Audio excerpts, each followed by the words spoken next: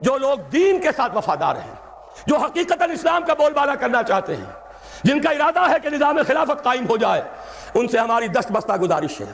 یہ گزارش جماعت اسلامی کے امیر قاضی حسین احمد صاحب سے بالمشافہ وقت لے کر، استدعا کر کے، ان سے وقت لے کر جا کر ان سے بھی میں کر آیا ہوں۔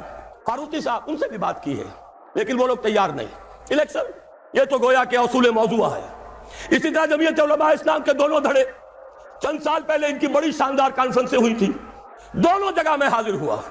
باتیں انقلاب کی، خاتمہ انتخاب پر۔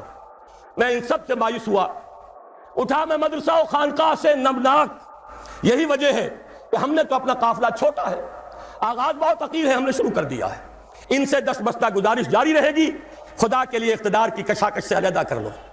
کتنے زور شور سے آئی جے آئی بنائی تھی، معلوم ہوتا تھا کہ بس آئی جے آئی کہ اسلام آیا کہ آیا، لیکن وہ آئی جے آئی بھی آ گئی، اور اس میں جو جماعتیں ہیں وہ نہایت مایوس بھی ہو چکی، شدید ترین تنقیدیں بھی کر رہے ہیں۔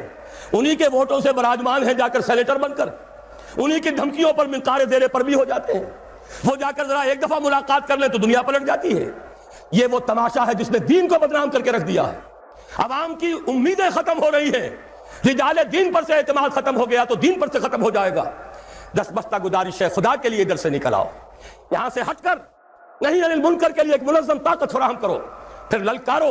تم سیاسی طور پہ نہ کسی کے حریف بنو نہ حلیف بنو، لیکن ہم حریف ہیں تو کفر کے، فحاشی کے، شرک کے، بے حیائی کے، اور اگر حلیف ہے تو اللہ کے، اس کی کتاب کے، اس کے رسول کے، جیسے کہ حضور نے فرمایا الدین والنصیحہ، دین تو نصیحت ہے، وفاداری ہے، خیر خواہی ہے۔ پوچھا گیا لمن یا رسول اللہ، حضور کس کے ساتھ خلوص و اخلاص، اس سے وفاداری؟